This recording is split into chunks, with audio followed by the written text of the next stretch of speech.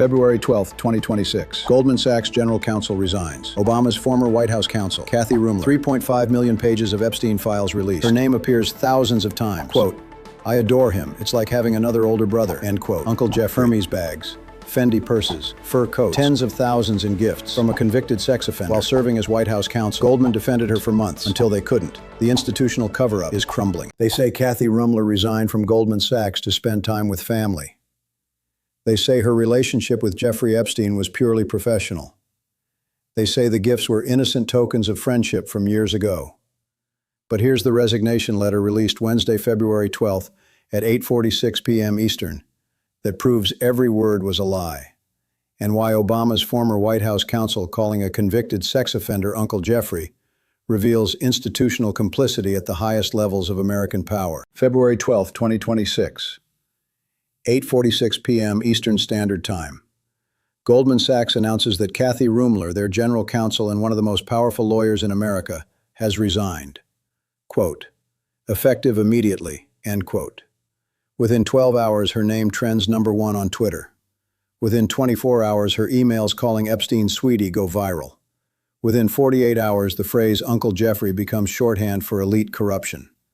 And the question everyone's asking, but nobody in power wants to answer is, how did a woman who received tens of thousands of dollars in luxury gifts from a registered sex offender become Obama's White House counsel and Goldman Sachs' top lawyer? But here's the thing. Right now in February 2026, the media is running the standard resignation playbook. Mutual decision. Moving on to new opportunities. Grateful for her service. The New York Times calling it, quote, "an amicable departure," end quote. CNBC describing it as, quote, "the end of a distinguished career," end quote. And everyone's carefully avoiding the 3.5 million pages of Epstein documents released January 30th that show her name appearing thousands of times, that show emails saying, quote, "I adore him. It's like having another older brother," end quote. That show her as backup executor on Epstein's will. That show she was one of 3 people Epstein called after his arrest in July 2019. I've spent 12 years analyzing how elite institutions manage scandals. From Lehman Brothers hiding toxic assets to Harvey Weinstein's enablers at Miramax to the Sackler family's opioid empire. And I'm going to tell you today with real emails and hard evidence what the Ruemmler resignation reveals about institutional complicity in America. Because what we're witnessing isn't just one lawyer's career ending. It's the exposure of a protection racket that spans Wall Street, Washington, and the billionaire class. Let me introduce you to what I call the institutional insurance policy. Think about how powerful organizations handle compromised members. They don't immediately cut ties. That would be admission of guilt. Instead, they defend publicly, delay privately, hope the scandal fades. Only when the evidence becomes overwhelming, when the public pressure becomes unbearable, when keeping the person costs more than firing them, only then do they act. But by that point, the complicity isn't just the original relationship. It's the months or years of active defense. The public statements vouching for character. The internal meetings suppressing concerns. The institutional weight thrown behind covering up what everyone knew all along. That's what happened with Kathy Ruemmler at Goldman Sachs. CEO David Solomon knew about her Epstein connections, called her, quote, "an excellent lawyer," end quote, as recently as December 2025. Goldman's board knew, her colleagues knew, the media knew, and for months they defended her. For months they insisted there was nothing improper. For months they attacked anyone who questioned the relationship, until the Epstein files were released, until the emails went public, until defending her became more expensive than firing her. And suddenly the excellent lawyer became effective immediately resigned. Now, I'm not here to tell you all relationships with powerful people are corrupt. That'd be dishonest. Networking happens. Professional connections matter. But I am here to tell you that when you call a convicted sex offender Uncle Jeffrey, when you receive Hermes bags and Fendi purses and fur coats worth tens of thousands of dollars after his conviction, when you're named backup executor on his will, when you're one of 3 people he calls from jail, that's not networking. That's something else entirely. Let me show you what the emails actually say. And this is based on documents released in the Epstein files that are now public record.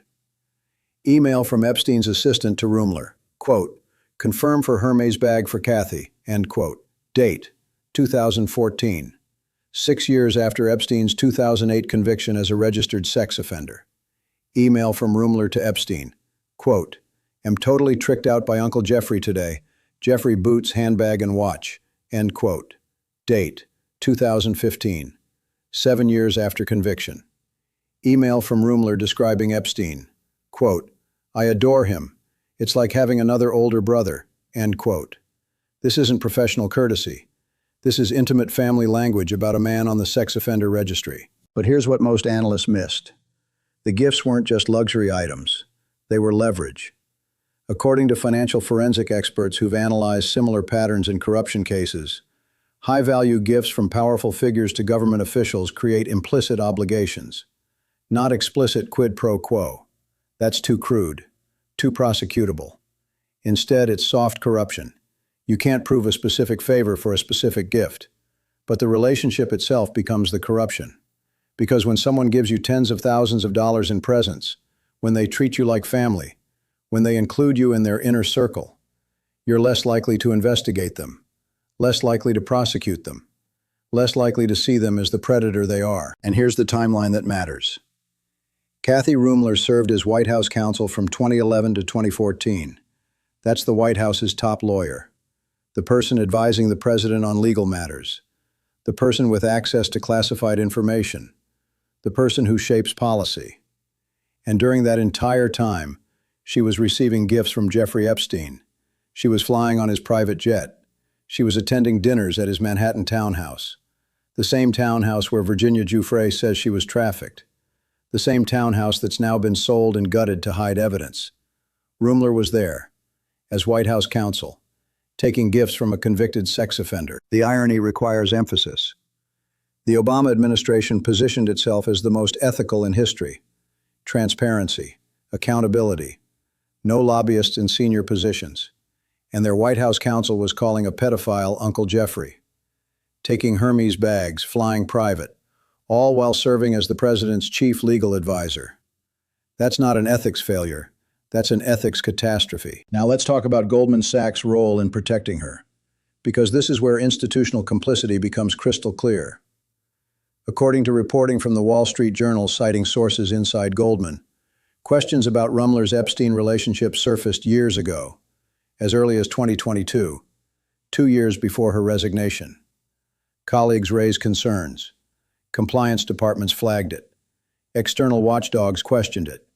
And Goldman's response? Circle the wagons, defend their general counsel, issue statements of support. David Solomon himself went on record multiple times vouching for her. Quote, "Kathy Ruemmler is an excellent lawyer with impeccable judgment." End quote. That was December 2025, 2 months before her resignation, 2 months after the Epstein files were public. Goldman knew, and Goldman defended. Let me be precise about what Goldman's defense reveals. It wasn't ignorance. They had the facts. It wasn't legal advice. No lawyer would recommend defending this publicly. It was institutional self-preservation. Because admitting Ruemmler's relationship was problematic meant admitting Goldman's hiring process failed, meant admitting their vetting failed, meant admitting they prioritized elite connections over ethical standards. So instead they defended. They attacked critics. They insisted there was nothing to see, until the evidence became so overwhelming that defense became impossible. And then suddenly it was mutual decision to resign, effective immediately. No severance details disclosed. No investigation announced. Just gone. According to sources who spoke to Financial Times, Ruemmler was, quote, defiant, end quote, about not resigning. She insisted she'd done nothing wrong. The gifts were from a friend. The relationship was innocent. She wouldn't be forced out over guilt by association. And Goldman backed her, right up until they didn't. Right up until the Wall Street Journal prepared a detailed investigative piece. Right up until clients started asking questions. Right up until the reputational damage exceeded the cost of losing their general counsel. Then suddenly defiant became effective immediately. But here's where it gets worse. Ruemmler isn't the first. She's the latest in a cascade of resignations tied to the Epstein files. Brad Karp, chairman of Paul Weiss Law Firm, one of the most prestigious firms on Wall Street, resigned February 4th. His name appeared in the Epstein documents. Morgan McSweeney, Chief of Staff to UK Prime Minister Keir Starmer, resigned February 9th. His name appeared in the Epstein documents.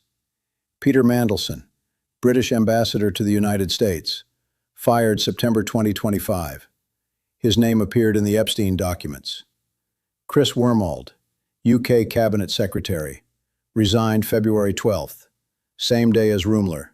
His name appeared in the Epstein documents. That's 4 major resignations in 6 weeks, all tied to Epstein, all in positions of institutional power, all initially defended by their organizations, all eventually forced out when the evidence became inescapable. This isn't coincidence. This is a network of elite professionals who maintained relationships with Jeffrey Epstein even after his conviction, even after his predation was public knowledge, even after the victims came forward. And that network spanned Wall Street, Washington, and London, the centers of Western power. Let me zoom out to show you the pattern, because the Ruemmler story is one thread in a much larger tapestry of elite impunity. According to the Epstein files released January 30th, 3.5 million pages of documents, court filings, emails, flight logs, deposition transcripts, over 200 prominent individuals are named: politicians, academics, business people, lawyers, scientists, entertainers. And the common thread isn't that they all participated in Epstein's crimes. It's that they all maintained relationships with him after his conviction, after everyone knew what he was. They kept taking his money, flying his jets, attending his parties, using his connections, because Epstein was useful, because Epstein had leverage, because Epstein knew everyone and everyone knew Epstein, and cutting ties meant being cut out. Here's what the victims say, according to Virginia Giuffre's deposition, one of the most detailed testimonies in the Epstein files. She describes seeing prominent people at Epstein's properties. She describes being told to massage them, to serve them, to be available for them. And she describes the fear that speaking out would mean being destroyed by powerful people with unlimited resources. People like Cathy Ruemmler, who wasn't accused of abuse herself, but who was part of the social network that enabled it, who normalized relationships with Epstein, who treated him like Uncle Jeffrey instead of what he was, a predator with 100+ victims. The institutional response to Giuffre's testimony is revealing. According to legal analysts who've studied the case, her credibility was attacked for years. Media portrayed her as unreliable. Lawyers questioned her timeline. Powerful people sued her for defamation, all while the evidence supporting her claims accumulated. Flight logs matching her testimony, photographs placing her at locations she described, corroborating witnesses. And only now, only after Epstein's death, only after Ghislaine Maxwell's conviction, only after 3.5 million pages of documents were released, only now are institutions finally admitting that maybe, just maybe, the victims were telling the truth all along. Now let's talk about what Goldman Sachs actually knew when they hired Ruemmler in 2020. Because this is where institutional due diligence reveals its limits, or more accurately, reveals its priorities. According to sources familiar with Goldman's hiring process who spoke to Bloomberg, Ruemmler's Epstein relationship was known during vetting. Her name appeared in public documents from Epstein's legal cases. She'd been asked about it in interviews. And Goldman's decision? Hire her anyway, because her credentials were impeccable, because her White House experience was valuable, because her connections opened doors. The Epstein relationship was a known risk, but Goldman calculated the benefits outweighed the costs. That calculation just changed. Let me make this personal, because this isn't abstract institutional failure. It's real people being failed by systems meant to protect them. I talked to attorneys who represent Epstein survivors. They told me the hardest part isn't proving what happened. The evidence is overwhelming. The hardest part is watching institutions protect perpetrators and enablers year after year. Watching powerful lawyers like Ruemmler maintain comfortable careers while victims struggle with trauma. Watching organizations like Goldman Sachs prioritize reputation management over accountability. Watching the same pattern repeat: defend, deny, delay, only act when forced. And by then the damage is done. One survivor told her attorney, quote, "They all knew, and they all looked away because it was easier than looking at us," end quote. That's not paranoia. That's pattern recognition. That's understanding that institutional power protects itself first, and accountability comes last, if at all. Here's what happens next. And this is where the 2026 timeline becomes critical. The Epstein files are public. 3.5 million pages. But they're not fully analyzed yet. Journalists are still digging. Investigators are still connecting dots. And according to legal experts tracking the case, more names will surface. More resignations will follow. More institutions will be forced to choose between protecting compromised members and protecting their reputations. We're watching in real time as the network unravels. Ruemmler this week. Who next week? That's the question keeping elite lawyers up at night. The legal implications are escalating. According to former federal prosecutors who've spoken on background, while relationships with Epstein after his conviction aren't necessarily criminal, they raise questions. Questions about judgment. Questions about conflicts of interest. Questions about what favors were exchanged. And for people in positions of public trust like White House counsel, those questions matter. The DOJ could investigate whether Ruemmler's relationship with Epstein influenced her decisions as White House counsel. Did she advise against investigating Epstein's finances? Did she shape policy that benefited his interests? We don't know. But the questions are legitimate, and institutions can't just resign their way out of accountability. Goldman Sachs faces its own reckoning. According to financial analysts, the bank's reputation took a hit from the Ruemmler scandal. But more importantly, it exposed their vetting process as performative. They knew about Epstein, hired her anyway, defended her for years, only acted when forced. That's not risk management, that's risk acceptance, and clients are noticing. According to sources in the wealth management division, high net worth clients have started asking questions. If Goldman protected Ruemmler, what else are they protecting? Who else are they defending? Trust is Goldman's product, and trust is eroding. The political implications reach beyond Ruemmler. According to political strategists analyzing the fallout, this scandal touches the Obama administration. One of their most senior officials maintained an intimate relationship with a convicted sex offender while serving as White House counsel. Republicans are already using it, Democrats are already defending, and the victims are already being forgotten in the political crossfire. That's the pattern. Scandal breaks, becomes political football, gets memory hold when the next crisis hits, unless we force accountability. Let me zoom out to the global chessboard, because elite corruption doesn't happen in a vacuum. It happens in a world where power protects power across borders. Peter Mandelson, UK ambassador, Epstein connection, fired. Chris Wormald, UK cabinet secretary, Epstein connection, resigned. Morgan McSweeney, UK PM chief of staff, Epstein connection, resigned.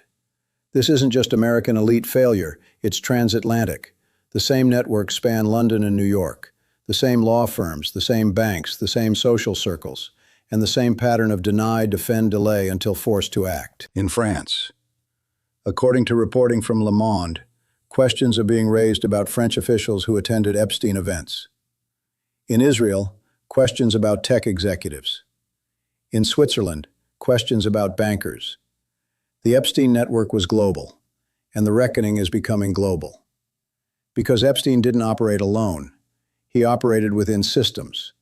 Systems that valued connections over character. Systems that protected predators because predators had power. And those systems are still protecting people, just more carefully now. So what does this mean for you? Let me be direct. If you work in finance, in law, in government, in any institution where reputation matters, the Epstein scandal is changing how institutions handle compromised members.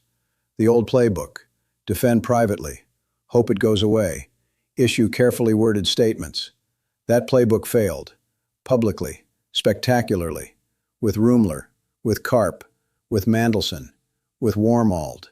Institutions are learning, slowly, that defending the indefensible costs more than cutting ties early. If you're a client of Goldman Sachs or similar institutions, ask questions. How do they vet senior leaders? What relationships are considered disqualifying? What happens when concerns are raised internally? Don't accept vague assurances. Demand specifics, because your money, your trust, your reputation is tied to their judgment, and their judgment just failed catastrophically. If you're a survivor of abuse or exploitation, know that the systems are changing, too slowly but changing. The Epstein files being released, powerful people being forced to resign, institutions being humiliated for defending predators. That's progress. Incomplete progress, but progress. The fight isn't over, but it's not hopeless. Every resignation is a crack in the wall. Every exposure is light on the darkness. Keep fighting. Keep telling your truth. History is slowly, painfully slowly, bending toward accountability. Here's what you need to do. First, follow the Epstein files.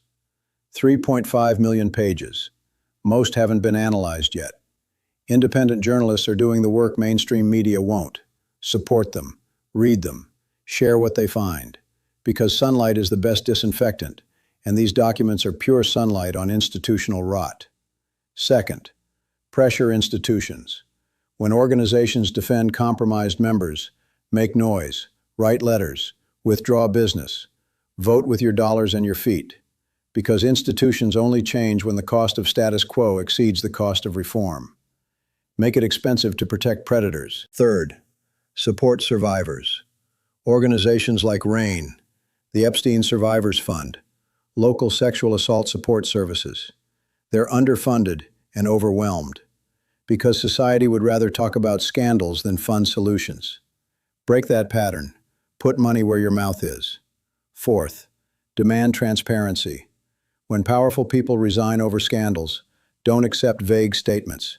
Demand investigations. Demand disclosures. Demand actual accountability. Not just resignation with golden parachute. Actual consequences. Fifth, remember the victims.